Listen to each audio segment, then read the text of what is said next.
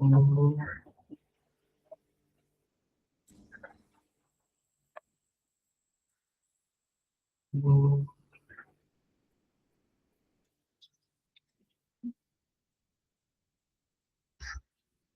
सहनौ भुनक्तु सहनौ भुनक्तु सह वीर्यं परमावहै तेजस्विनावधीतमस्तु मा विद्विषावहै।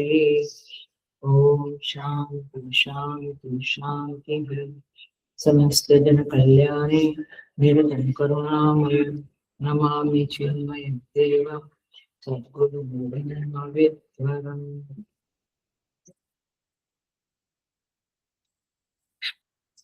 Hari Om. I welcome you all with great love and great respect in this Bhagavad Gita discourses. हम 15वें अध्याय पे आए हुए हैं। आज का श्लोक 10 नंबर का श्लोक है। हम चैंट करेंगे 6 नंबर के श्लोक से। न तद्भासयते सूर्यः न शशांको न पावकः यद्गत्वा न निवर्तन्ते तद्धाम परमं मम। ममैवांशो जीवलोके जीवभूतः सनातनः मनः षष्ठानीन्द्रियाणि प्रकृतिस्थानि कर्षति शरीरं यदवाप्नोति यच्चाप्युत्क्रामतीश्वरः गृहीत्वैतानि संयाति वायुर्गन्धानि वाशयात्। श्रोत्रं चक्षुस्पर्शनं च रसनं घ्राणमेव च अधिष्ठाय मनश्चायं विषयानुपसेवते उत्क्रामन्तं स्थितं वापि भुञ्जानं वा गुणान्वितं विमूढानानुपश्यन्ति पश्यन्ति ज्ञानचक्षुषः।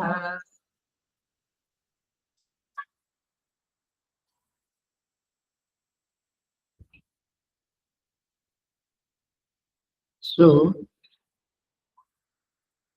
भगवान श्री कृष्ण इस पुरुषोत्तम योगो नाम 15वें अध्याय में सबसे पहले सृष्टि की प्रक्रिया का वर्णन करते हैं 3 श्लोक में। उसके बाद जो 3 श्लोक है उसमें जीव प्रकरण की बात, मुक्ति प्रकरण की बातें होती है। और ये 3 और 3 6 के बाद 5 श्लोकों में जीव प्रकरण की चर्चा भगवान श्री कृष्ण ने इस 15वें अध्याय में की हुई है। हम 10वें श्लोक पे आए हैं। भगवान जीव के बारे में सबसे पहले 7वें नंबर के श्लोक में कहते हैं ममैवांशो जीव लोक। ये जीव मेरा अंश है। किस तरह से है हमने समझा है क्लासिक एग्जाम्पल देकर, घटाकाश और महाकाश। उसके बाद भगवान 8वें श्लोक में यह जीव कैसे उत्क्रमण करता है। एतानि गृहीत्वा संयाति, इन इंद्रिया और मन को माने सूक्ष्म शरीर और कारण शरीर को खींचकर अपने साथ ले जाता है। वायुर्गंधान इव आश्रयात्, जैसे वायु पुष्प रूपी आश्रय से अनुष्ठान से उपकरण से गंध को लेकर जाता है, वैसे जीव ये शरीर रूपी आश्रय से स्थान से इंद्रियां और मन इत्यादि को लेकर चले जाता है। संयाति, अच्छी तरह से जाता है, माने बीच में माइंड चेंज हुआ और वापस आया, ऐसा नहीं होता है। जाता है तो जाता है, निकल गया तो निकल गया। श्रोत्रम चक्षु स्पर्शनम च 9th श्लोक में भगवान ने कहा, जिसको हमने मंडे को देखा। श्रोत्रम चक्षु स्पर्शनम च रसनम घ्राणमेव च, ये 5 ज्ञानेंद्रियों का नाम दिया भगवान ने। और ये 5 ज्ञानेंद्रिया और अधिष्ठाय मनश्चायम विषयान उपसेवते। अब ये नए शरीर में गया तो वहां पे विषयों का सेवन करने लगा। पहले भी शरीर में वही करता था और वही काम अभी भी करने लगा। नए शरीर में भी वही शब्द स्पर्श रूप रस गंध का सेवन उपभोग करने लगा। अब ये 10वें श्लोक में भगवान कहते हैं इस जीव का परिचय देते हैं, जीव की यात्रा का थोड़ा सा पिक्चराइज कर रहे हैं भगवान, सिनेरियो बता रहे हैं। तो 10वें श्लोक में कहते हैं उत्क्रामंतम स्थितम वापि भुंजानम वा गुणान्वितम। भगवान कहते हैं उत्क्रामंतम माने उत्क्रमण करते हुए, शरीर को छोड़ते हुए। जब जीव शरीर को छोड़ता है, स्थितम जब शरीर में रहता है, वह अपि और भुंजानम व गुणान्वितम। भुंजानम माने जब वह भोग करता है और गुणान्वितम माने जब वह गुणों से युक्त होता है। उत्क्रमण करता है, दूसरे शरीर में स्थित होता है अथवा इसी शरीर में स्थित है, तभी भुंजान भोग करते हुए और गुणों के साथ युक्त हुए। 4 शब्द है 10वें श्लोक में, चारों शब्द का ट्रांसलेशन किया मैंने। विमूढ़ा न अनुपश्यन्ति, ये चारों काम करते हुए, और उसमें बाकी सारे काम इंक्लूडेड है। ये चारों काम करते हुए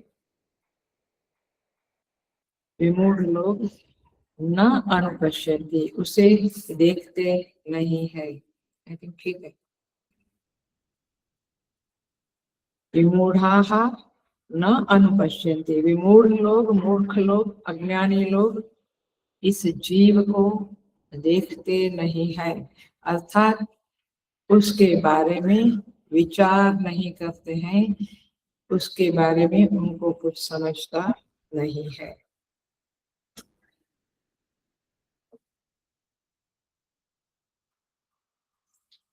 पश्यन्ति ज्ञान चक्षुषः, लेकिन ज्ञानी लोग इस जीवात्मा को देखते हैं अर्थात समझते हैं। सूर्य को माने समझते, माने उस जीव को तत्व से जानते हैं, माने यह जीव क्या है इस बात को वास्तविकता से समझते हैं। तो आइए इस श्लोक को हम आज देखते हैं। तो भगवान ने 9th नंबर के श्लोक में कहा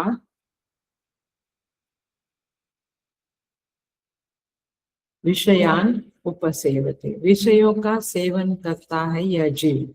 ये मुख्यतया बात करें, बट मुख्यतया भगवान को वो नहीं कहना था। भगवान को कहना था ये विषयों का उपभोग करने वाला कौन है इसे समझो। सो वो एम आई पिछले क्लास में भी कहा था। सो वह काम कब करता है विषयान उपसेवते, जब उत्क्रमण करता है और देहांतर प्राप्ति करता है। ये 2 और काम करता है, एक तो जब स्थित है शरीर में तब विषयों का सेवन करता है, अन्यथा और 2 काम करता है। एक तो जीव माने ये शरीर से निकलता है उत्क्रमण, और दूसरा दूसरे शरीर में प्रवेश करके बाद में नया जन्म लेता है। तो 2 काम करता है। अब कब करता है, जब पहला शरीर जीर्ण शीर्ण होता है अथवा प्रारब्धवशात अकाल मृत्यु भी हो जाती है। तो भाष्यकार कहते हैं परित्यजंतम देहम पूर्वोपातम, पहले के शरीर का त्याग करता है तब समस्त इंद्रियों को, मन को खींच कर ले जाता है। They are not coming by themselves, वो नहीं कहती हमें ले जाओ, तो खींच के ले जाता है। और स्थितम वापी गुंजानम, फिर नए शरीर में स्थित होकर फिर भोग करना, उपसेवन करना विषयों का शुरू कर देता है। गुणान्वितम, गुणान्वितम माने वह सुख दुख मोह नाम के गुणों से युक्त विषयों का भोग करता है। मतलब क्या हुआ, वह सुख दुख और मोह देने वाले कर्मों को करता है। पकड़ी बात, कोई कर्म सुख देता, कोई कर्म दुख देता, कोई कर्म मोहित करता है। तो 13वें अध्याय में हमने देखा था कि क्षेत्रज्ञ अर्थात जीव जो है वो क्षेत्र माने जगत के साथ, क्षेत्र माने जगत, क्षेत्रज्ञ माने जीव। वो जब जीव जगत के साथ व्यवहार करता है तो उसे तीन ही चीज मिलती है, आइधर मोह उत्पन्न होता है, या सुख मिलता है, या दुख मिलता है। तो इस तरह से जीव का एक शरीर से दूसरे शरीर में आवागमन प्रत्यक्ष है, मालूम पड़ता है, गया आया, दोनों चीजें मालूम पड़ती है। जीव का आना, गर्भ से बाहर आना, और जीव का चले जाना। लेकिन विमूढ़ा न अनुपश्यन्ति, मूर्ख लोग उस जीव को नहीं देखते हैं। वे शरीर इंद्रियां उसी के भोगों में पड़े रहते हैं। वो जीव नाम की एंटिटी कौन है, क्या है, उसके बारे में उनको जानने को फुर्सत नहीं है। भाष्यकार कहते हैं, वहीं पे लिखते हैं, अत्यंत दर्शन गोचर, एकदम मालूम पड़ता है, दर्शन गोचर है, कोई तर्क लगाना नहीं है, कोई आदेश उपदेश पाना नहीं है, आंखों के सामने है कि कोई गया, इसके बाद शरीर बेकार हो गया, कोई आया गर्भ से, तो वो जो कोई एंटिटी है वो अत्यंत दर्शन गोचर दिखती है, मालूम पड़ता है, लेकिन स्पष्ट रूप से दिखने वाला व्यवहार है। लेकिन मोहित लोग, अज्ञानी लोग उसे नहीं जानते हैं। पश्यन्ति ज्ञान चक्षुषः, ज्ञानी लोग उसे जानते हैं। क्या जानते हैं, कि वह जीव, जीव को जानते हैं, ये बात सच है, बट वह जीव वास्तव में ब्रह्म ही है। जीवो ब्रह्मैव नापरः, इस बात को ज्ञानी लोग जान लेते हैं। पकड़ी बात। कैसे जानते हैं, क्लास 6 लिखते हैं भाष्यकार, प्रमाण जनित ज्ञान चक्षुष। प्रमाण माने ये घड़ी है यहाँ पे, इसका प्रमाण क्या है, आंख। तो आंख प्रमाण है और उसे मालूम पड़ता है ये घड़ी है। वैसे प्रमाण जनित ज्ञान चक्षुष माने उन्हें अब ज्ञान उत्पन्न हुआ है ज्ञानियों को, प्रमाण जनित। वहां पे प्रमाण क्या है, ज्ञानी को जो ज्ञान हुआ उसमें प्रमाण क्या है, शास्त्र उपदेश। शास्त्र से तो पता चलता है ना, फिर चाहे शास्त्र को गुरु ने समझाया हो, बट मूलतः श्रुति, श्रुति के द्वारा उनको मालूम पड़ता है। और तपस्या के बाद, साधना के बाद उनमें वह विवेक दृष्टि आती है, जिसे ज्ञान दृष्टि कहते हैं। तो इस तरह से भगवान, इस श्लोक का मैंने केवल ऊपर से बताया। अब हम थोड़ा सा और डिटेल में जाएंगे। देखिए श्लोका नंबर 10।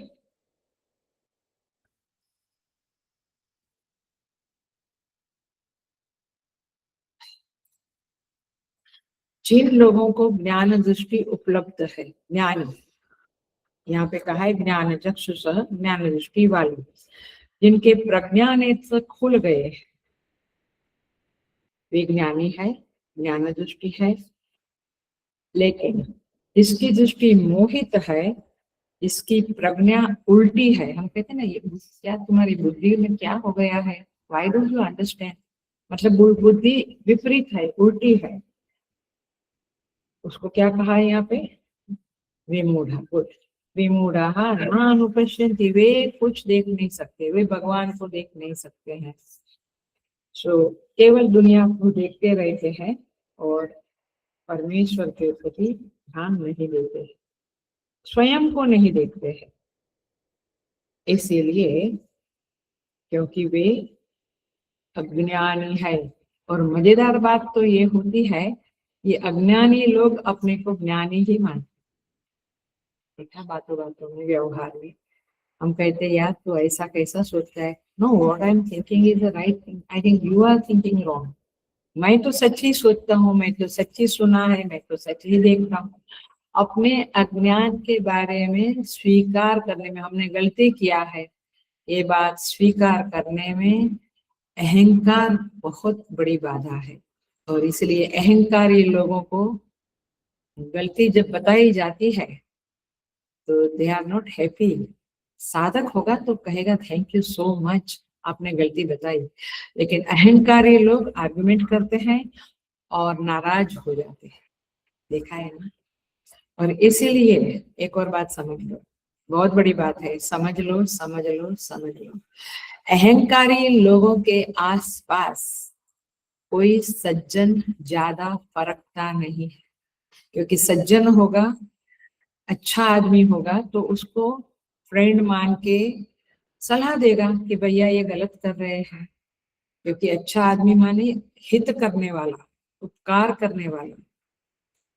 तो उसके पास सज्जन हितैषी नहीं है तो कौन होगा? चापलूस लोग ही रहेंगे। समझ में आती है ये व्यवहार की बात भी, थोड़ी थोड़ी मैं बताती रहती। चापलूस लोग ही रहेंगे and he is happy with चापलूस लोग, जो आपका प्रशंसा ही किया करे, आपको कभी आपका दोष ना बताए। पर जो साधक है, गुरुजन है, अथवा कहूँ हितैषी है, उसको लगता है कि मैं इसको अंधेरे में क्यों रखूं, इसका भला होवे वैसा करो। तो वो उपदेश देते हैं, गलती बताते हैं, डांट भी देते कभी कभी। तो साधक को क्या चाहिए? उसे स्वीकार करके अहंकार को एक साइड पे रख दो और अपनी गलतियों को सुधार करने का प्रयास करो, स्वीकार करो पहले। तो यहाँ पे कहते हैं कि जो विमूढ़ा है उनका तो कब उद्धार होगा, अहंकारी लोगों का कब उद्धार होगा पता नहीं। लेकिन यहाँ पे जो ज्ञान चक्षुषा लोग है, वे देखते हैं कि ये जीव, सुन लेना, हेलो अटेंशन प्लीज, ये जीव निर्विशेष रूप में परमात्मा ही है, ब्रह्म ही है। ये तो सोपाधिक रूप में जीव परिचिन्न है, उत्क्रमण करता है, भोग करता है, एटसेट्रा। निर्विशेष रूप में, निरुपाधिक रूप में वह ब्रह्म ही है। अभी चूंकि हम उपाधियों से, शरीर मन इंद्रिया इत्यादि से अटैच्ड होके, तादात्म्य होकर रहते हैं, इसलिए हम अपने को छोटा बड़ा, गोरा काला, श्रीमंत गरीब मानते रहते हैं। तो भगवान कहते हैं ये शरीर जो होता है, ये मन प्राण इंद्रिया इस शरीर को छोड़कर जाते हैं, ये बोलना थोड़ा बहुत सही नहीं है, क्योंकि वे छोड़ते नहीं है। ये जीवात्मा, पकड़ लेना बातों को, ये जीवात्मा, हाँ, उनको खींच कर ले जाता है। इसीलिए हमारे गरुड़ पुराण इत्यादि शास्त्रों में लिखा है कि मरण के समय हजारों हजारों बिच्छू के काटने की व्यथा होती है ना। एक चमड़ी का एक जरा सा चमड़ी निकाल दो, भयंकर व्यथा होती है। चमड़ी तो बाहर की चीज है, एक ब्लड निकल गया कहीं, पैर का कुछ फट गया और क्या बोलते हैं टेर हो गया, तो भी व्यथा होती है। लेकिन इंद्रियां जो गोलकों में शांति से 60 70 80 साल तक बैठी है, उनको वहां से उखाड़ना तो व्यथा तो होगी ना। तो आप सोचिए, इसलिए हाँ ऐसा थोड़ा होता है। गरुड़ पुराण में क्या क्या लिखते हैं, अरे भाई तुम बुद्धिमान तो हो नहीं, और फिर कम से कम गलत बुद्धि को तो चुप रखो थोड़ा टाइम, और जरा इसके ऊपर विचार करो। समझ में आया? एक छींक आती है, हेडेक होता है थोड़ा, या कहो कि क्या उड़कार आता है कुछ, माने शरीर में जरा सी तकलीफ है तो वेदना है। ये इंद्रियां अपने गोलक से उखाड़ने का काम जीवात्मा करते हैं। कितना समर्थ है? क्योंकि वह ईश्वर है इसलिए समर्थ है। हम भूल गए हैं करके हम दुखी सुखी दुखी होते हैं। सो ये स्वयं नहीं जाती है इंद्रिया, जीव उसको खींच के ले जाता है। इन्होंने शरीर नहीं छोड़ा, जबरदस्ती छोड़ना पड़ रहा है। इसलिए शरीर को जीव ने छोड़ा, छोड़ते समय इन सबको ले गया। सो मरना, सुन लेना अगेन, ध्यान से सुन लेना। मरना ये कोई शरीर की सिस्टम में गलती आई, ये डॉक्टर लोग कहते हैं किडनी फेल हो गई, दिस हुआ दैट हुआ वगैरह वगैरह। तो शरीर में कोई गलती हुई ये एक बात है, गौण रूप से है, लेकिन मुख्यतया वो लिखने वाला जो विधि है, ब्रह्मा जी या विधाता, उसने जिस मोमेंट में लिखा है उस मोमेंट में जीव को उसका आदेश पालन करते हुए निकलना ही पड़ता है। कि चाहे वो शोक का, कल कोई बता रहा था कि कोई हमारे सत्संग के बाद ही जरा 2 घड़ी बातें होती ही है, तो बोला सोई थी 45 ईयर्स की लेडी, सोई थी और सुबह उठी नहीं, कुछ पता ही नहीं चला, डॉक्टर को भी नहीं पता चला। मतलब पॉइंट इज दिस कि कब क्या हो जाता है। सो जीव जो होता है is the Samarth, is the main entity जो ये सब करती है। दुनिया देखती रह जाती है, क्या हो गया, रात को तो सोया था।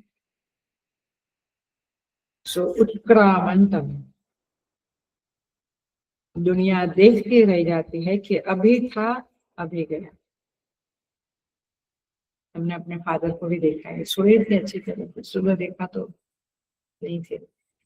So the point is this कि ये विचित्र घटनाएं घटती है, लेकिन फिर भी मूल बात ये है, इस जीव को लोग, लो अटेंशन प्लीज, बहुत ध्यान से पकड़ लेना, बहुत करुणा पूर्वक विनती पूर्वक कहती कि इस वाक्य को समझ लेना। ये सब होते हुए भी लोग इस जीव को देह से इतर एंटिटी के रूप में स्वीकार नहीं कर पाते हैं, देख नहीं पाते हैं। मतलब ये हुआ कि वे इंद्रियां और विषयों के भोग में इतने डूबे हुए हैं कि इस घटना के द्वारा वो कौन गया, वो मेरे में से भी जाएगा, वो कौन है मेरे अंदर, हु एम आई, ये सोचने को किसी को समय नहीं है। अथवा जीवात्मा वास्तव में परमात्मा ही है, ब्रह्म ही है, इस बात को ये समझने के लिए सामान्य जन, विमूढ़ लोग कोई उपाय नहीं करते हैं। ये संघात का ईश्वर चुपचाप निकल जाता है। देखा है ना, लास्ट घड़ियों में, अब तो बहुत बार देखने को होता है, एक जवानी के समय में इतनी इफेक्ट भी नहीं होती थी। पहली बार जब मैंने अहमदाबाद में, क्या बोलते हैं इसको, इलेक्ट्रिकल जो जलाते हैं मुर्दे को, डेड बॉडी को, वो पहली बार हमारे तनमन बेन का देखा। वो हमारे आश्रम में रेगुलर आती थी, भजन करती थी, बहुत मीठा आवाज था, इसलिए गुरुदेव, जो गुरुदेव ने उसका नाम मन भर रखा था, मन भर, क्योंकि भर जाता था गुरुदेव का दिल, बहुत प्यारी थी। लेकिन एक बहुत लंबी उम्र नहीं, 60-70 वटेवर में गई, तो उस समय में गए थे हम लोग, तो उस समय में नजदीक के माने वे क्या बोलते हैं, एक जाली जैसा कुछ होता है, बट अपने को सब कुछ दिखता है, जाली भी नहीं है, ऐसे आपकी सेफ्टी होता है ना डोर, ऐसे थोड़ा दिखता है। वो पहली बार देखा था, थोड़ा कम कमा हुआ था, बट अभी जो इफेक्ट आती है वो जबरदस्त मालूम पड़ता है कि ओ माय गॉड, ये सब उस समय देखा, हाँ चली गई, जलाया, पहली बार देखा था। फिर स्वामी पुरुषोत्तमानंद जी का यहाँ पे देखा मुलुंड में, एटसेट्रा। तो द पॉइंट इज दिस कि ये देखते हुए भी अब इतना शास्त्र पढ़ाकर जब एक मेच्योरिटी आती है, तब उसके बारे में विचार आने शुरू होते हैं, लेकिन वो देखा भूल गए, अपने इसमें फंस गए। तो ये वेरी डिफिकल्ट, ईश्वर की कृपा से ही इसके बारे में कुछ समझ में आता है। सो उत्क्रामंतम, देखो भगवान क्या कहते हैं, ये घटना जो उत्क्रमण होता है, जीव जाता है, ये घटना देहेतर किसी और की सत्ता का स्पष्ट प्रमाण है ना, क्योंकि वो गया तो देह ये हो गया, निष्क्रिय हो गया। तो ये एक झटका लगता है कि देह अभी अभी तो ये था और अभी एकदम निष्क्रिय हो गया। तो कौन गया, ये पूछो। ये अब हमको शास्त्रों के पढ़ने के बाद ये विचार आते रहते। पहले कुछ समझता नहीं था, थोड़ा डर लगता था, थोड़ा ऐसा दुख हुआ, रोने को हुआ, लेकिन ज्यादा कुछ समझता नहीं था। तो कौन गया, क्यों गया? देखो, कब गया?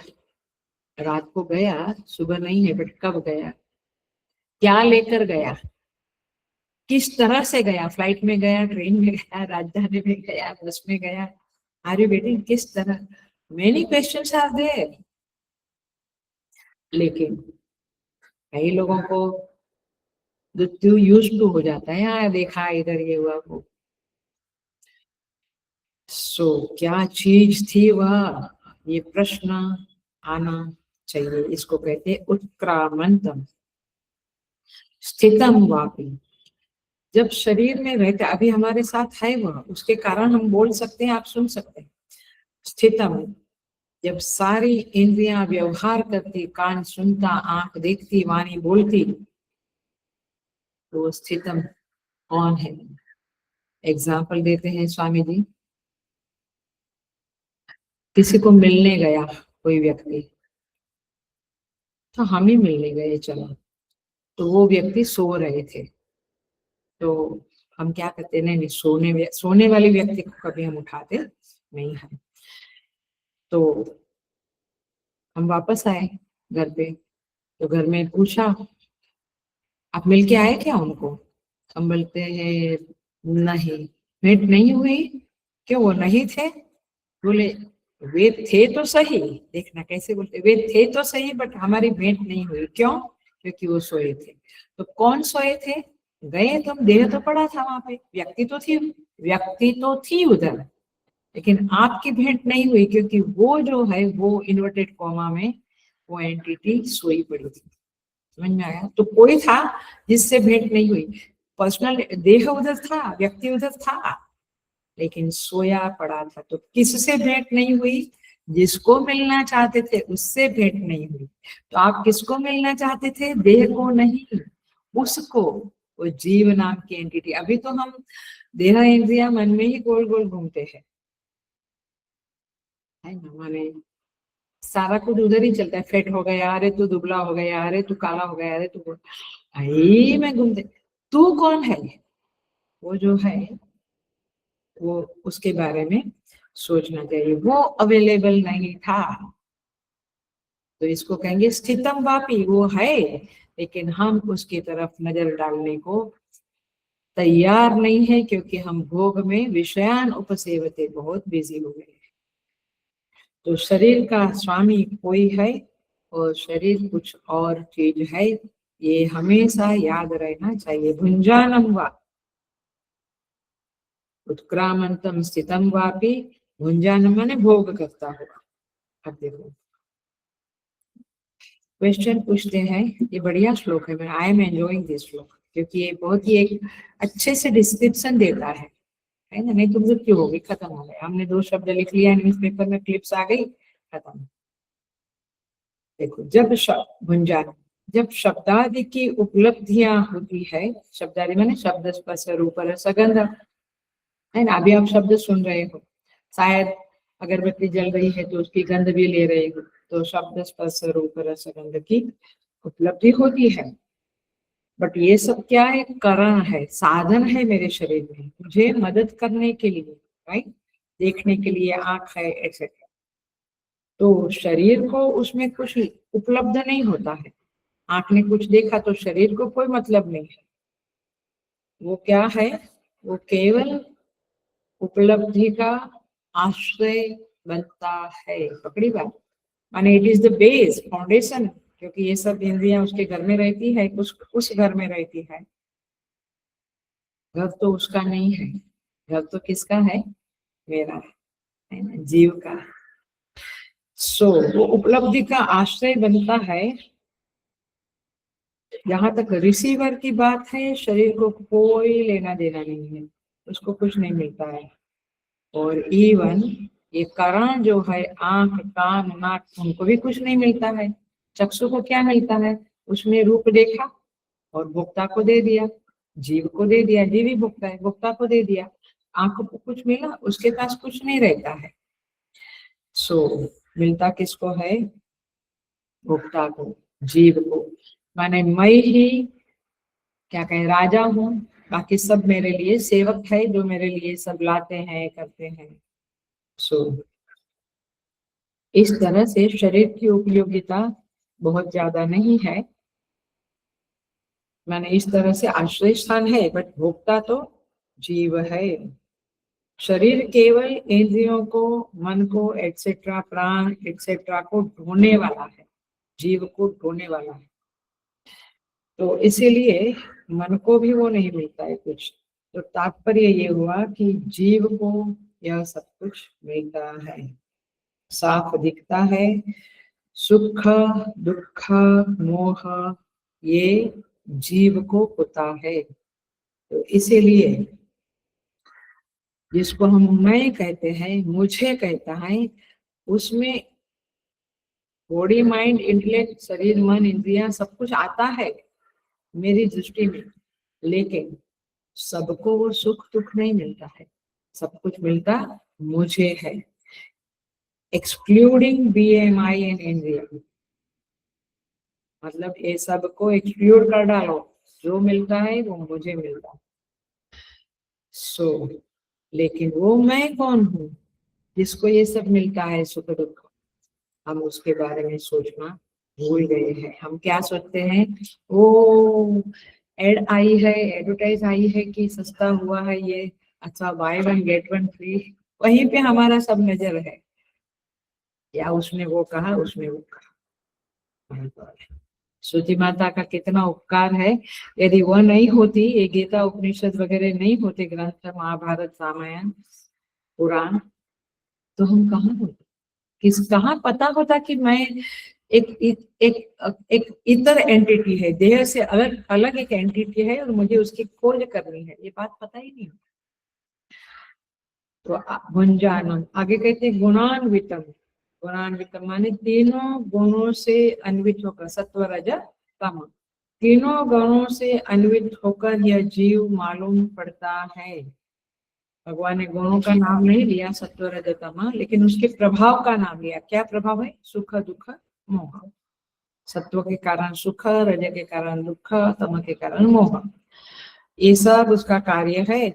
और इसको, इससे अन्वित हुआ, संयुक्त हुआ यह जीव इस शरीर में व्यवहार करते हुए, शरीर छोड़ते हुए, जो अंश रूप जीव है, वह अपने अस्तित्व की घोषणा करता है, वो उद्घोष करता है, वह अपने को जाहिर करता है, लेकिन उस बात को ज्ञान चक्षुषः पश्यन्ति, विमूढ़ाः माने इग्नोरेंट लोग, न पश्यन्ति, ये मुख्य वाक्य है यहाँ पे। तो इसलिए कैप्शन क्या दिया था?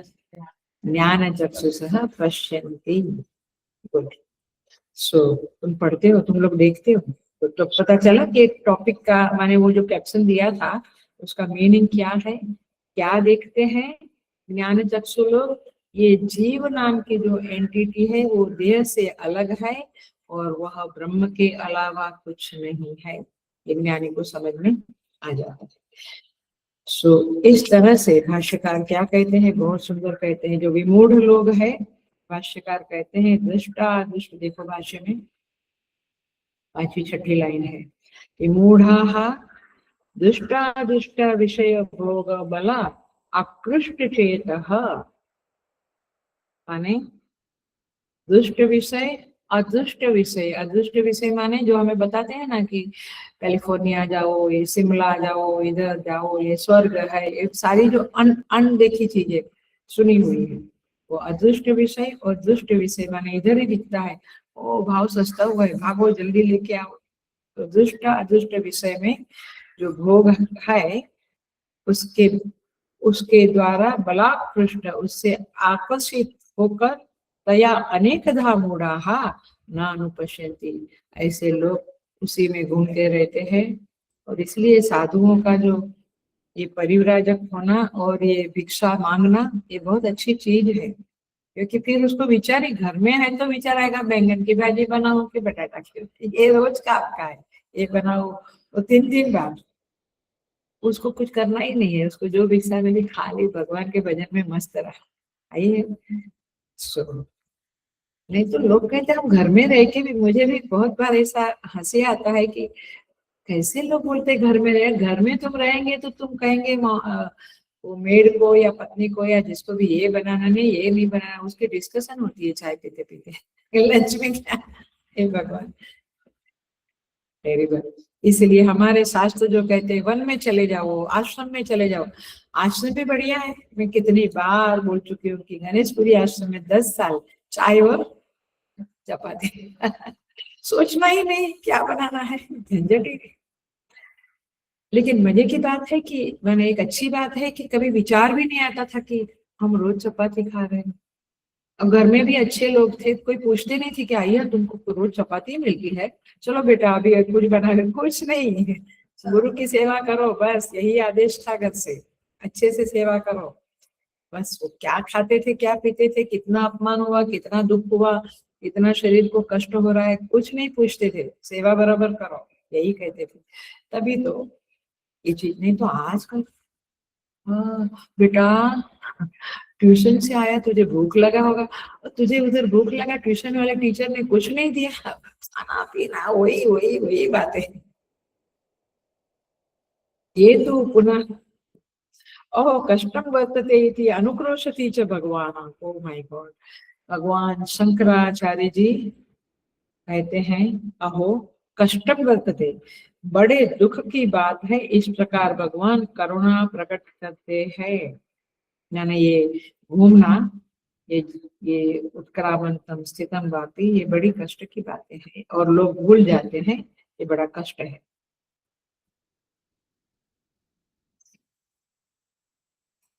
और कहते हैं ये तो पुनः देखो वहीं पे लिखा है नीचे की 2 लाइन, प्रमाण जनित ज्ञान चक्षुषा, ये ज्ञान नेत्र कब खुला, जब उनको प्रमाण मिला। ये क्या है, कंपेनियन यूजेस, प्रमाण जनित ज्ञान चक्षुषा माने स्तुति माता जो प्रमाण है उससे जिसके ज्ञान चक्षु खुल गए हैं वे लोग विवेक दृष्टयः पश्यन्ति इत्यर्थः, वे विवेक दृष्टि के द्वारा उस जीव को, उस आत्मा को देख लेते हैं। भाष्यकार बीच में कहते हैं गुणान्वितम, देखो सुख दुख मोहाख्य ही मिला चौथी लाइन में, तीसरी लाइन में गुणान्वितम सुख दुख मोहाख्य ही गुणैः अन्वितम अनुगतम संयुक्तम इत्यर्थः, पंचभूत एवं भूतम अपि एनम अत्यंत दर्शन गोचर प्राप्तम, दिखता है लेकिन दिखते हुए भी नहीं देखते हैं, देखते हुए भी नहीं देखते हैं। तो इस तरह से भगवान भाष्यकार बहुत सुंदर तरह से ये बातों को बताते हैं। हम थोड़ा सा साइड का भी देख लेते हैं इसी श्लोक।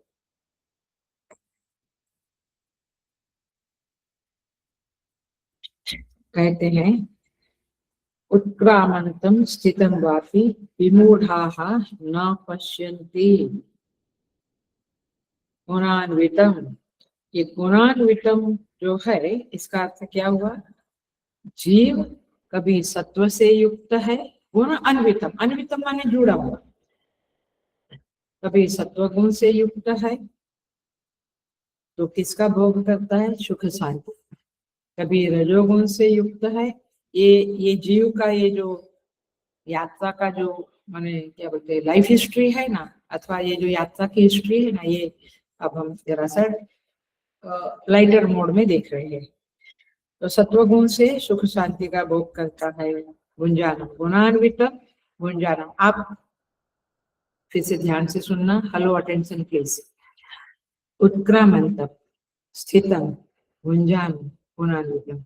अब यहाँ पे आचार्य लोग अलग अलग तरह से समझाते हैं।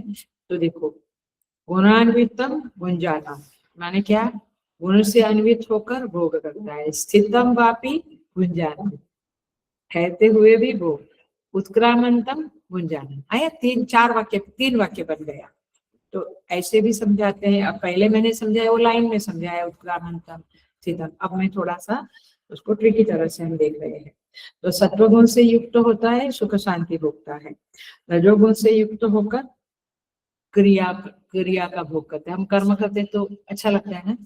हमारे आश्रम में भी शाम को अम्मा आती है तो एक अम्मा, बहन कुछ काम है, बहन कुछ काम है, मैंने कुछ सेवा, शी लाइक्स टू डू। फिर मैं कहूंगी ये धनिया ये करके दो और ये बाती बना के दो, भगवान का चना का वो प्रसाद थोड़ा पुतला निकाल के दो, खुश होते हैं तो सुख होता है। तो कोई माने कभी हम सत्वगुण से सुख माने शांति का भोग करते हैं और रजोगुण से क्रिया का भोग करके करते हैं। आए भुंजानम शब्द एक एक के साथ जुड़ा है, इसको मनन बोलते हैं, कंटेम्पलेशन बोलते हैं। सो लोग तो आपने जान लिया, अब उसका मनन करो। तो मनन ऐसे होता है, कैसे, गुणान्वितम भुंजानम स्थितम भुंजानम, हम देखेंगे अभी ताकि आपको आइडिया आवे कि कैसे मनन करना है। फिर तमोगुण से युक्त होता है तो उसको लगता है थोड़ा टीवी देखूं, क्या मसाला चल रहा है, या आलस आती है तो पड़े रहते हैं, या सो जाते हैं। तो तीनों गुणों से युक्त होके भोग ही करता है। निद्रा का भोग किया, टीवी का भोग किया, कर्म का भोग किया, क्रिया का भोग किया और शांति का भोग किया। तो इस तरह से भोग करते रहते हैं। तो स्थूल देह और अंतःकरण की उपाधि के द्वारा यह जीव भोग करता है, उस जीव को वे विमूढ़ लोग नहीं जानते। वे उपाधि वाले रूप को ही देखते हैं। देखा ना, मैंने कहा ना, शरीर बढ़ गया है तेरा आजकल, तो आजकल धंधा ठीक चल रहा है, मैंने बातें वही है, शरीर के संदर्भ में है, आत्मा के बारे में सत्संग के सिवा नहीं मिलेगा। और इसीलिए लोग नहीं आते हैं ना, जो अथवा आते नहीं, इधर नहीं, कहीं पर भी सत्संग नहीं करते, इसका मतलब मतलब ये कि ध्यान फुल्ली डूबे हुए है भोगों में। मैंने उनको वही चीजों के कीचड़ से बाहर आ ही नहीं सकते। सो इसीलिए ये तथ्य को नहीं समझ पाते हैं। विमूढ़ा माने जो संसार के विषयों में अटक गया है, फंस गया है, वह मूढ़ है। तो ये हुआ दूसरा, स्थितम वापी भुंजान। अब देखो, उत्क्रामंतम वापी भुंजान। अब देखो, ये चुपचाप भोग कर रहा है और गुणों से युक्त होकर बैठा है, और जब देह में स्थित है तभी देह को ही मैं समझता है, अंतःकरण की उपाधि को भी मैं इन्वर्टेड कोमा में समझकर, देखना एक क्या कहानी चल रही है, ऐसा समझकर वह अपने को पापी या पुण्यात्मा मानता है। एम आई राइट? हम अपने को सेवा करते, भजन करते, पुण्यात्मा मानते हैं। कई लोग चोरी करते, गलत बोलते, अच्छा हम ही जब गलत बोलते, झूठ बोलते, हम अपने को पापी समझते। तो मैंने यही चल रहा है, पाप पुण्य, ईश्वर का स्मरण ज्यादा नहीं होना। तो सुखी दुखी करता भोक्ता मानते हैं और देह की उपाधि को स्वीकार करके जन्मने वाला मरने वाला मानते हैं। और जन्म मरण तो मैंने जीव का होता नहीं है, बट कौन उस जीव के बारे में सोचता है। जब अंतःकरण शांत है तो अपने को शांत मानते हैं, चंचल है तो चंचल मानते हैं, और इस तरह से यह अपना स्वरूप भूल जाते हैं और विमूढ़ आत्मा बनकर जी लेते हैं। कवि कहते हैं, संत कवि कहते हैं, ऐसी मूढ़ता या मन की, ये मन की मूढ़ता ऐसी है, वो इधर ही डूबा है। परिहरि राम भगति सुर सरिता, परिहरि राम भगति सुर सरिता। सुर सरिता कौन है? गंगा जी है, देव लोगों की। तो ये रामायण क्या है? सुर सरिता है, वो समझे लिखते यहाँ पे। तो परिहरि राम भगति सुर सरिता, आसकरत ओष करती, आशकरत ओष कर्ण, माने एक ये सरिता को नहीं देखता है, लेकिन एक पानी का बूंद ओष, पता है ना ओष, ये इसमें जमती है ना, फ्रिज में भी जमती है, सब जगह पे ओष को अपन पेड़ के पत्तों के ऊपर बढ़िया ओष खाने लगता, तो किसकी आशा करता है वो, ओष कर्ण की आशा करके बैठे। माने आप समझ रहे हैं, टोंट है ये हम लोगों को, अज्ञानियों के प्रति टोंटिंग है कि तुम ये सूर्य सरिता को छोड़ के ओष की आशा में, ओष कर्ण की आशा में घूमते रहते, जिंदगी बिता देते। सो ये लोग ऐसे लोग हैं, मैंने बेसिकली पैसा और भोग इन दोनों में जिंदगी चली जाती है। इसीलिए संत ग्रंथों में आता है, माने शास्त्रों में आती है बात, दिवांधा प्राणिनः केचित्, बढ़िया है ये, बहुत बढ़िया है। दिवांधा, इसलिए सत्संग करना ही चाहिए। मैं कहती हूँ सत्संग, हम भी बुक्स पढ़ते थे बचपन में, ये सब कुछ माने तुकाराम महाराज के अभंग कहो, सब संतों की बातें पढ़ते थे, बहुत थर्ड स्टैंडर्ड से ही ये सब बायोग्राफीज इन सब, लेकिन कुछ समझ में नहीं आता। ऐसा अब लगता है, क्योंकि जब आचार्यों के अंडर में 2 साल का कोर्स किया था, कहो कि उनके अंडर में भाष्य के द्वारा जब पढ़ाई की, शिक्षण लिया, तब जाकर थोड़ा थोड़ा पढ़ने को आया, अपन आप से कुछ नहीं होता। तो यहाँ कहते हैं दिवांधा प्राणिनः केचित्, दिवांधा माने दिव माने दिन, माने निशिदिन, निशिदिन करता ऐसा आता है ना, निशा माने भी रात और दिव माने दिन। दिव अंधा प्राणिनः केचित्, कोई कोई प्राणी होता है वो दिन में नहीं देखते, कौन, उल्लू, वो रात को देखता है, रात केचित् रात्सौ अंधा तथा अपरे, कुछ लोग रात को अंधे हो जाते हैं, मैंने हम लोगों को रात को नहीं दिखता है ना चीजें, उल्लू को दिन में नहीं दिखता है। केचित्, अब देखो अब मजेदार बात, केचित् दिवा तथा रात्सौ प्राणिनः तुल्य दृष्टयः, लेकिन शुद्ध इच्छाओं के कारण कई लोग रात और दिन दोनों समय में अंधे होकर जीते। ट्रूथ ऑफ द लाइफ, ये जीवन की वास्तविकता बताते हैं, ये दोनों में, रात और दिन दोनों में अंधे होकर जी रहे हैं। सो रात दिन दोनों, आप देखो मैं शब्द क्या उठाया है, कब से क्या टुकड़ा उठाया है श्लोक का, विमूढ़ाः नानुपश्यन्ति, यही बातें चल रही है ना अपनी। तो इस तरह से दोनों, रात और दिन दोनों में जो अंधे हैं उनका नाम क्या पड़ा, आई बात। देखो ऐसे विमूढ़ा शब्द माने एक एक शब्द का हमें ऐसे समझना पड़ेगा, तब जाके अच्छी तरह से समझेगा बट अच्छी तरह से।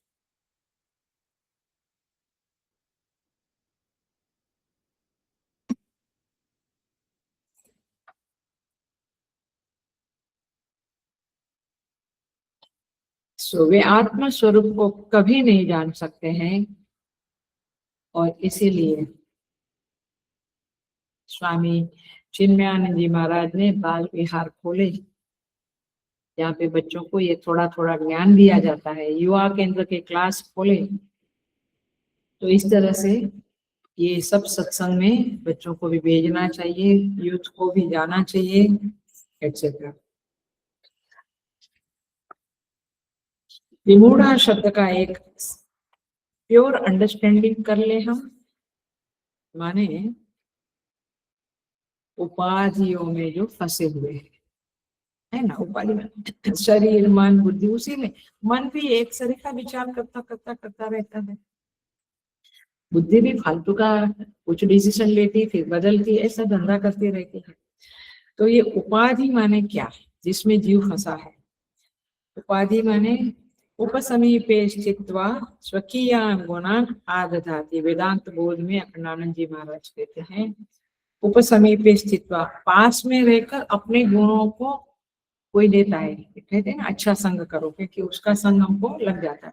तो अब ये मन बुद्धि इंद्रियां शरीर, ये सब उपाधि, ये क्या करती है, अपने धर्मों को आत्मा को देती रहती है। माने देह ने क्या दिया आत्मा को? मैं बूढ़ा हो गया, मैं जवान हूँ। मन ने क्या दिया? मैं सुखी, ये उसके धर्म है, मन के धर्म है, लेकिन वो धर्म आत्मा पे चढ़ गए और फिर ये मरना, जीना, सर्दी, गर्मी, सुखी, दुखी, काम, क्रोध, ये सब कुछ में जीव फंसता है। और इसलिए कई बार आचार्य लोग, गुरुजन समझाते हैं कि हमेशा आप अपने दोषों को ही मत देखा करो। एक तो पहली बात है कि वो अंतःकरण में दोष है ना, आप में तो कुछ दोष नहीं। यदि अहम ब्रह्मास्मि कहेंगे तो फिर दोषों की चर्चा होगी ही नहीं। तो सो मेनी साधना है, इसमें यह एक साधना भी है कि अपने अंदर की ब्यूटी को भी देखा, सुंदरता को भी, ताकि अपनी उस क्वालिटी को हम विकास करेंगे। मैं दयालु हूँ, मैं लविंग पर्सन, ऐसा जो ब्यूटी अपने अंदर की शोभा है उसको याद करेंगे तो वो विचार बढ़ेंगे, तो हम वैसा एक्शन में वैसा लाएंगे। बट ऑल द टाइम मैं कामी हूँ, मैं क्रोधी हूँ, मैं लोभी हूँ, तो फिर आप दुखी दुखी रहेंगे। सो माने ये साधना में सब कुछ समझना होता है। सो विमूढ़ाः नानु पश्यन्ति, लेकिन अब आते हैं उस शब्द पे, पश्यन्ति ज्ञान चक्षुषा। ज्ञानी तो देखता है, कैसे देखता है? सदगुरु की कृपा से उनके चरणों में बैठकर वह वेद प्रतिपादित ब्रह्मात्मैक्य का ज्ञान प्राप्त करता है, और फिर वो देख लेता है कि जन्म, मरण, भोग, शांत, घोर, मूढ़ वृत्तियां, ये सब कुछ उपाधि में रहता है, आत्मा में ये सब कुछ नहीं है। इसीलिए वह रात दिन भगवान का सुग्रीव के प्रसंग में आता है, मैं रात दिन भजन करूं, ऐसा आशीर्वाद मुझे दो, राम जी से कहता है। भजो नहीं उठ रहा है, तो ये रात दिन भजन करके वैराग्य प्राप्त करना और वेदांत का श्रवण मनन करना, संशय विपर्य की निवृत्ति करना, ये करने से अज्ञान की निवृत्ति होती है। और फिर आप देख पाते हैं, गुणा गुणेषु वर्तन्ते इति मत्वा न सज्जते। ये गुण अपना अपना काम कर रहा है, मन, बुद्धि, शरीर, मुझे उससे कुछ लेना देना नहीं है, मैं इसका साक्षी देखने वाला हूँ। बट यहाँ तो मैं ही साथ में घुस जाता हूँ, और मैं पाप किया, मैं पुण्य किया, इत्यादि इत्यादि बोलते हैं। क्या कहते हैं भगवद गीता में, नैव किंचित करोमीति युक्तो मन्येत तत्त्ववित्। जो तत्त्ववित् ज्ञानी है वो कहता है मैं कुछ नहीं करता।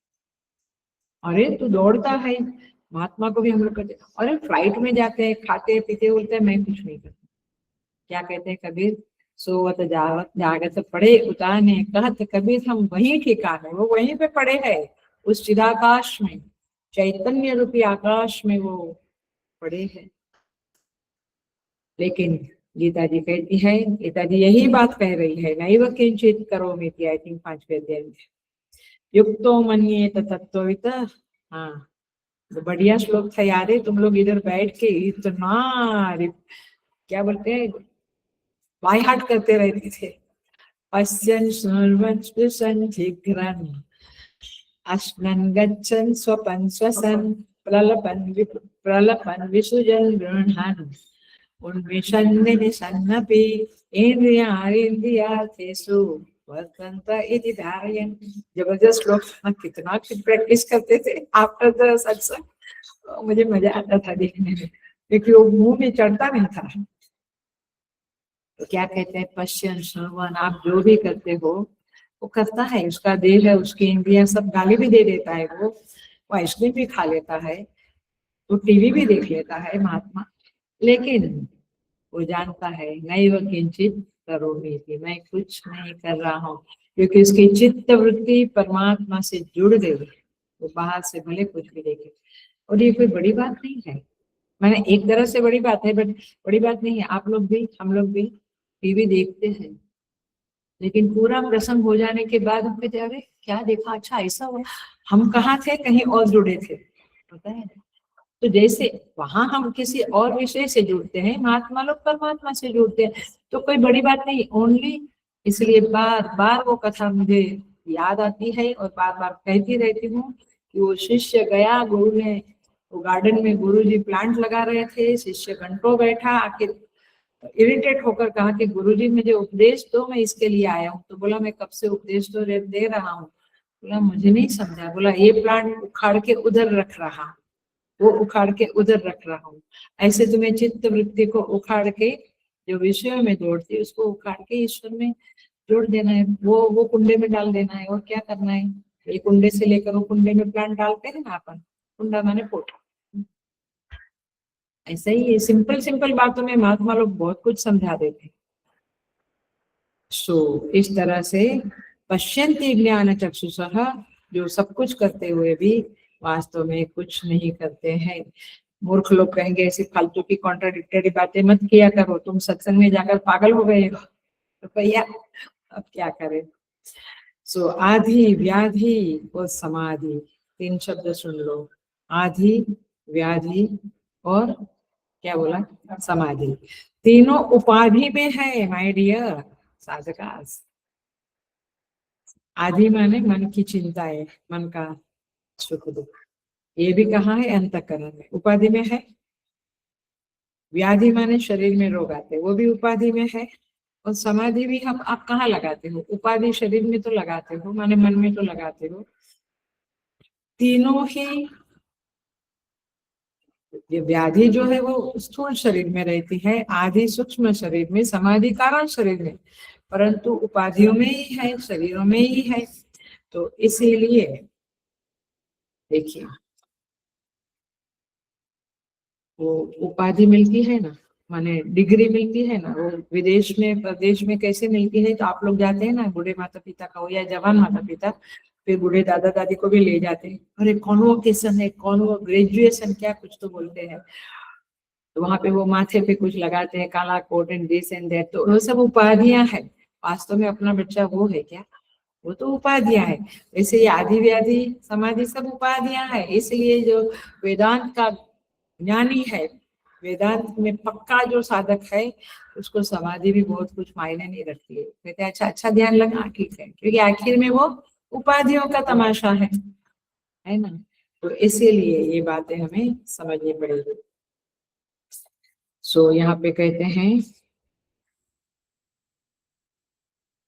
यदा ते मोह कलिलं बुद्धिर्व्यतितरिष्यति तदा गन्तासि निर्वेदं श्रोतस्यश्च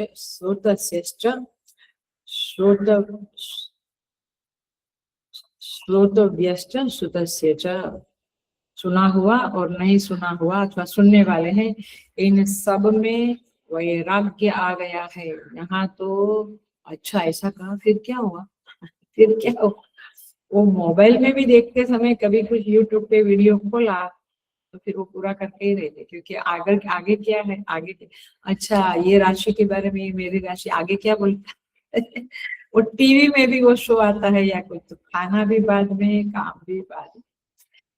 तो इसको क्या है, ये साधक को क्या है, ज्ञान चक्षु वैराग्य है, उसको कोई इंटरेस्ट नहीं है उपाधियों के संदर्भ में। तो इसलिए ज्ञान चक्षुष है। देखो मजेदार बात करते हैं अखंडानंद जी महाराज, वे कहते हैं कोई लोग ज्ञान चक्षु है, मजेदार है, थोड़ा लाइटर मोड है।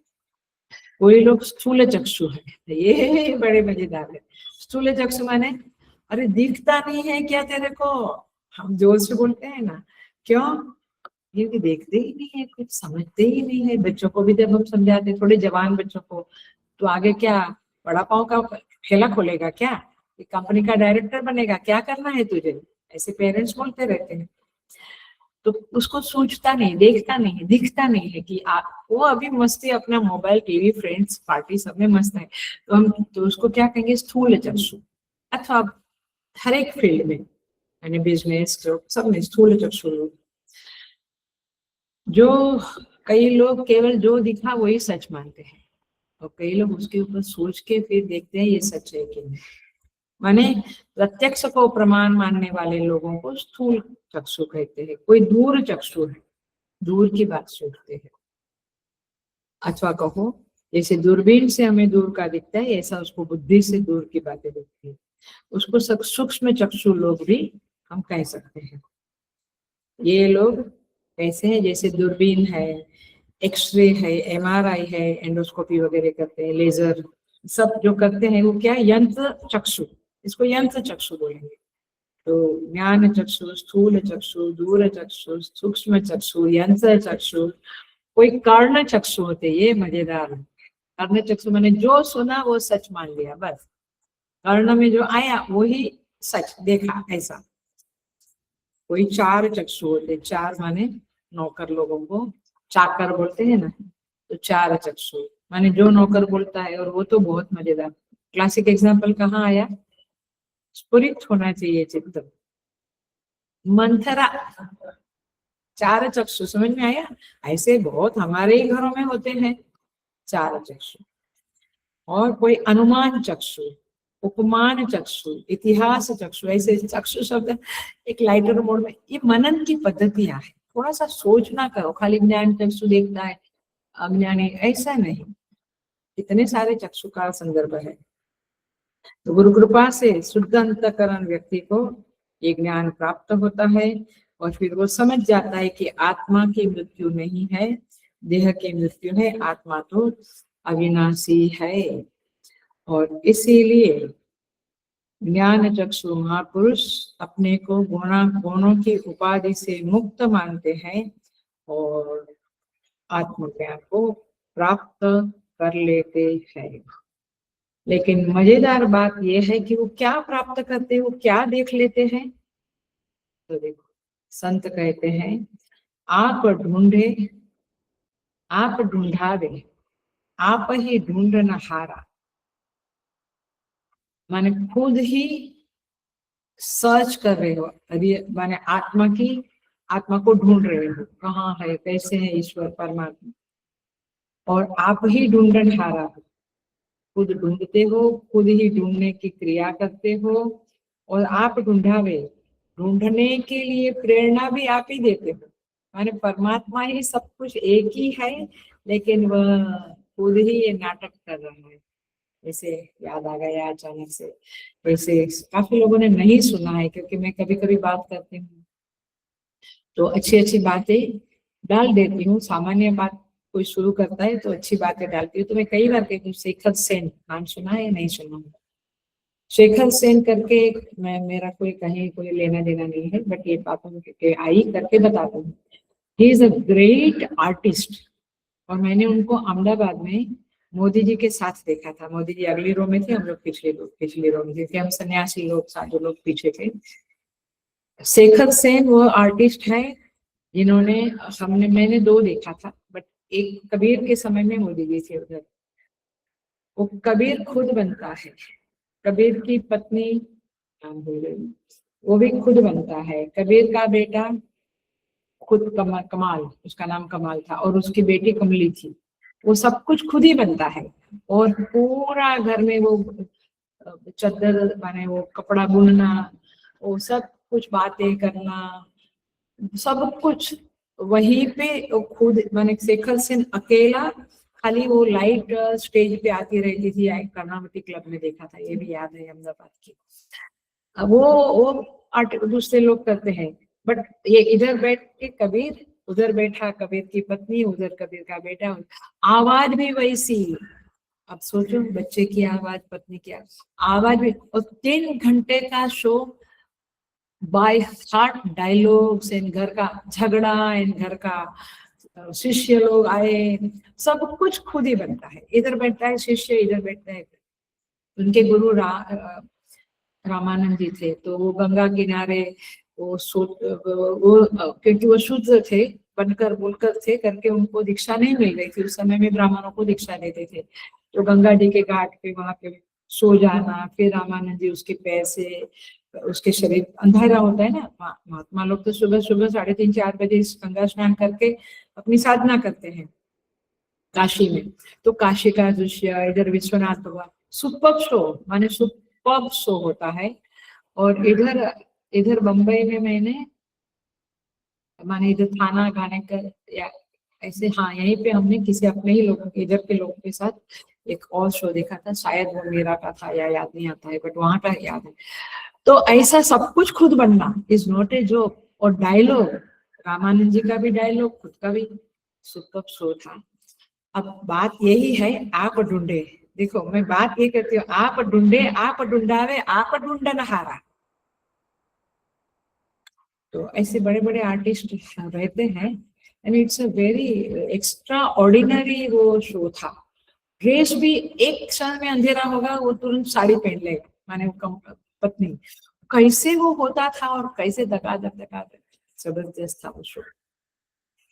ऐसे ऐसे वो बहुत सारे शो पूरे भारत में, देश में करते रहते हैं। और केवल संतों का, मीरा, नरसिंह मेहता, कबीर, सूरदास का, तुकाराम महाराज, ऐसे आप सोचिए, तुकाराम जी के कितने अभंग, सूरदास जी के कितने पद, मीरा के भजन, कितना कुछ बाय हार्ट किया होगा ये बंदे ने बचपन से, तब तो इतने शो कर पाता है। 3 घंटा अखंड।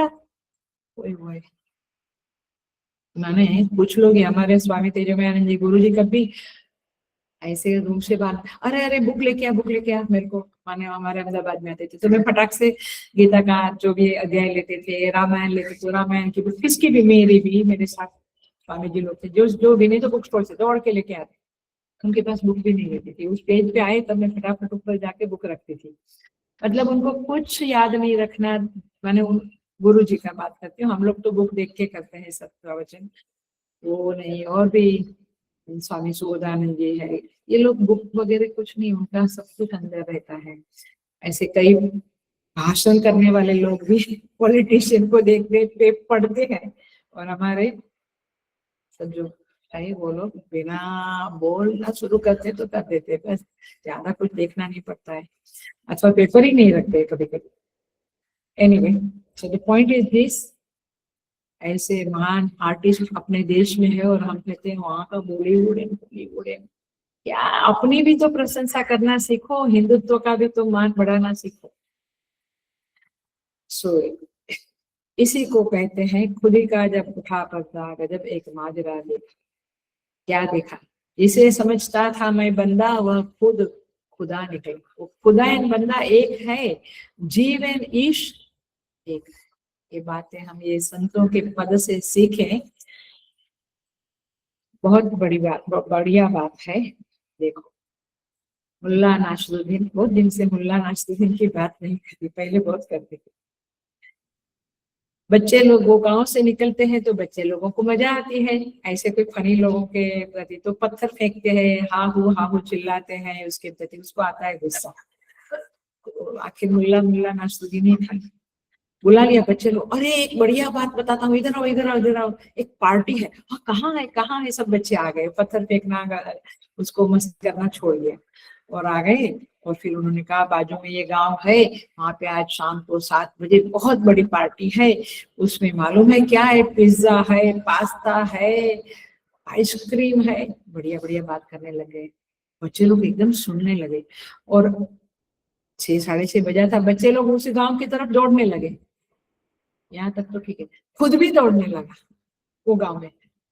उसने तो बच्चों का पिंड छुड़वाने के लिए कल्पना करके बात करी थी, बट वो अपनी कल्पना में अपन ही फंस गया और भागने लगा। समझ में आते ही एग्जाम्पल है, बट दृष्टांत क्या आएगा?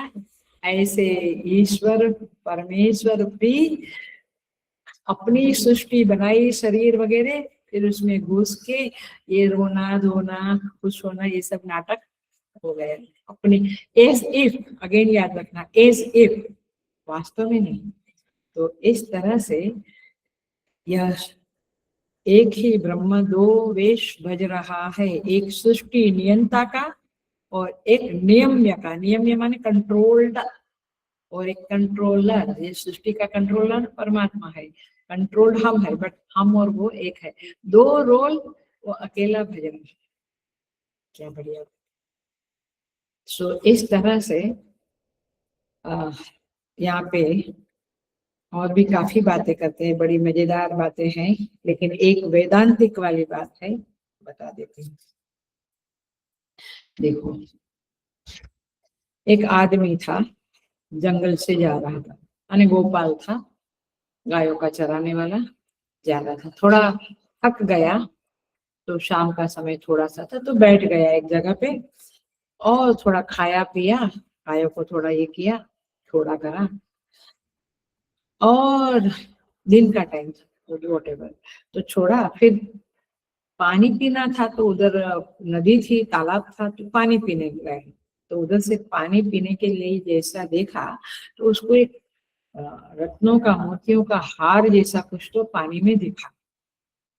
तो उसने देखा कि वो हार है, चलो वो कूद पड़ा और वो तल से हार लेने के लिए अंदर घुसा, इधर ढूंढा उधर ढूंढा, कहीं नहीं मिला, बहुत ढूंढा, नहीं मिला। फिर वापस बैठा, वापस देखा तो लगा चलो एक बार और ट्राई करूं, ऐसा 2-3 बार ट्राई किया, मिला नहीं। उस समय में एक वाइज पर्सन वहां से निकला और कहा कि महाराज जी ये क्या हो रहा है, मुझे हाथ दिखता है लेकिन अंदर जाता हूँ तो मिलता नहीं है। तो महाराज जी ने गाइड किया कि जरा ऊपर देखो, वो हाथ ऊपर देखो, तो देखा तो वृक्ष की डाली पे लटकता था। तो वो क्या लेने जा, किसको देख रहा था, वो प्रतिबिंब को देख रहा था, आया रिफ्लेक्शन को देख रहा था। तो इसलिए महाराज बोले कि देखो तुम उधर, तुमको दिख रहा था उधर, तुम दौड़े, वो है एक्चुअली उधर, तो इसलिए तुमको नहीं मिल रहा था, हाथ में नहीं आया था। ऐसा करके वो वृद्ध साधु वहां से पसार होते हैं, माने चले जाते हैं। अब यहाँ समझना क्या है, बिल्कुल अटेंशन से सुनना, क्लास नहीं छोड़ना, 5 मिनट लूंगी। इसका मतलब ये हुआ, जहां दिखता है वहां वास्तव में नहीं होता है। देखो ना, हमें डकैती में, चोरी में पैसा दिखता है बट वो पैसा टिकता नहीं। ये व्यवहार की बात करें, माने हार का प्रतिबिंब जो है नीचे पानी में, उसके 2 कार्य है। एक क्या है, एक तो वह हार यहाँ है ऐसी अपनी बुद्धि में घुसा देता है, यानी ऐसा हमको समझ दे देता है, ज्ञान देता है। और दूसरा, हार के बारे में मूढ़ता है कि जहाँ वो ढूंढता है वहां नहीं है। माने वो जो पानी का हार है वो 2 बात बताता है, एक बात क्या, हार है ये बात बताता है, दूसरी बात कि जहां तू ढूंढ रहा है वहां नहीं है। ये 2 बातें हार ने बता दी। हार, वो जो दिखा हार, वो क्या है, कार्य, इफेक्ट है। ऐसे ही ये संसार प्रतिबोध विदितम मतम, समझने वाले समझ जाएंगे, जिन्होंने केनोपनिषद किया है उसमें ये बात, इसी का यहाँ पे ये छोटी सी स्टोरी इतने गहरे मंत्र का एक्सपोजर है। तो हार ने क्या किया, यहाँ है ऐसा दिखाया, लेकिन जहाँ तू ढूंढ रहा है वहां नहीं है, दूसरी जगह है। वैसे जगत में क्या सुख है, सुख रूप परमात्मा को ढूंढते हैं हम, वो है ऐसा जगत दिखाता है, जैसे वो प्रतिबिंब दिखाया, लेकिन वास्तव में जहाँ है वो तो कोई गुरुजन, कोई साधु संत दिखा देता है। छोटे बढ़िया कहानी, छोटी सी कहानी, बट कितनी बड़ी बात बताई। ये जगत में आप ढूंढ रहे हो सुख, ये तो प्रतिबिंबित सुख है, सुख है, हार है ऐसा दिखता है, हाथ दिखता है, बट ये प्रतिबिंबित सुख दिखता है। वास्तव में सुख तो बिंब में है। मतलब कि देखो, ये भी बात मैं कभी कभी बता देती हूँ, धूल गालिब, धूल लगी है कहाँ, गाल के ऊपर, और आईना साफ कर रहा है, यही बात हुई। बड़े बड़े सूफी संत कहो या हमारे संत कहो, ये बातें छोटी बताते हैं बट पूरा वेदांत भरा हुआ है इसके अंदर।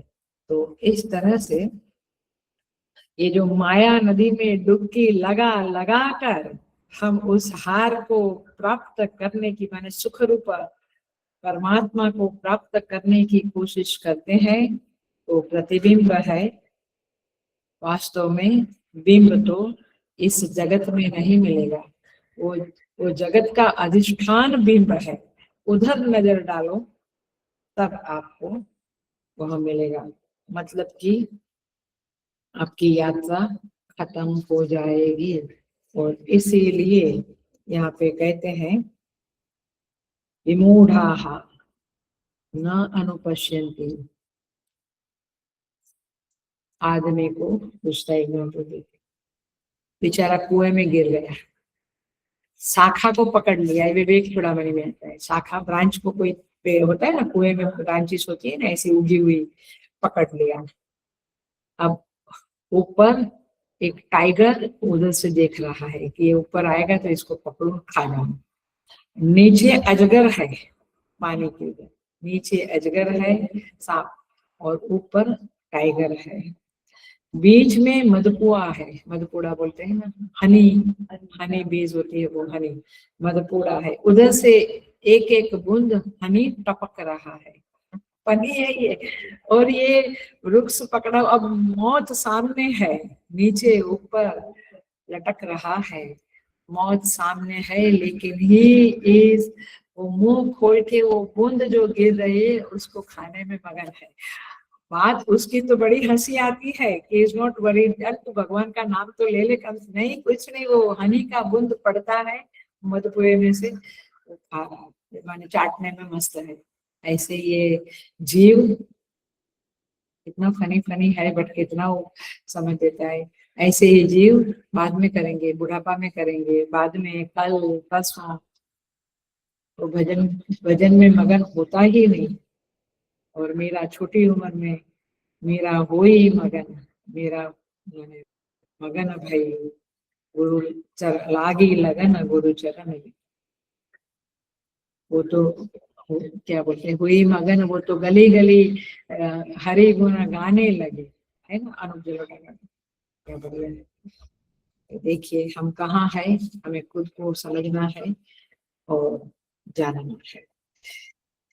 इस तरह से ये 10वां श्लोक बहुत मजेदार बढ़िया श्लोक है, बहुत आनंद देने वाला श्लोक था आज का श्लोक।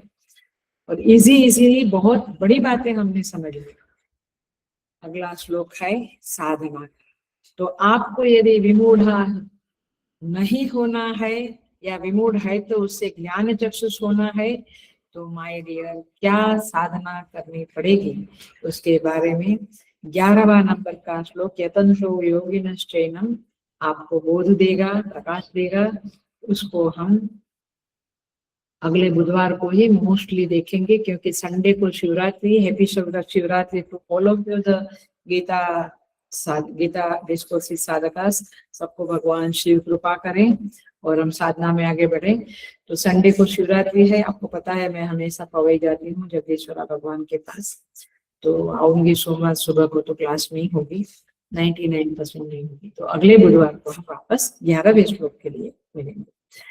ओम पूर्णमदः पूर्णमिदं पूर्णात् पूर्णमुदच्यते पूर्णस्य पूर्णमादाय पूर्णमेवावशिष्यते। ओम शांति शांति शांति। हरि ओम। श्री गुरुभ्यो नमः। हरि।